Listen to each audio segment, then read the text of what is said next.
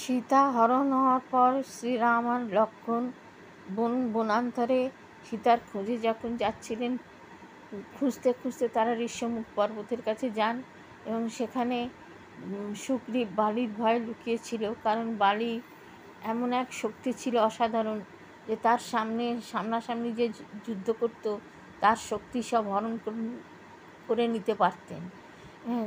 এইটি তিনি ইন্দ্রের কাছ থেকে একটি হার পেয়েছিলেন এবং ব্রহ্মার বরে তিনি এই শক্তি অর্জন করেছিলেন।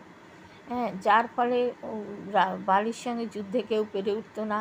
বালির ভয়ে সুগ্রীব ঋষ্যমুখ পর্বতে লুকিয়েছিল এবং হনুমানজি তার মন্ত্রী ছিল।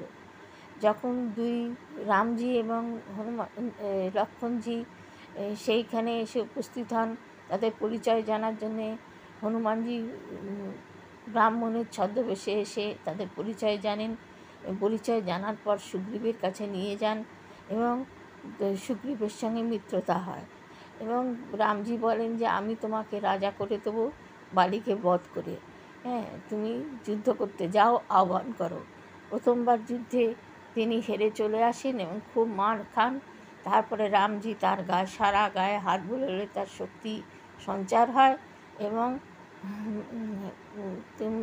তিনি বলেন যে আমি চিনতে পারছি না যে তোমাদের দুজনকে একরকম দেখতে, তুমি এক কাজ করো, তুমি একটা গলায় মালা পরে যাও। এরপরে তিনি মালা পরে যাওয়ার পর রামজি আড়াল থেকে বধ করতে সমর্থ হন বালিকে। কারণ আড়াল থেকে বধ করেছিলেন, তার সামনে গেলে তার সেই শক্তি হরণ হয়ে যেত।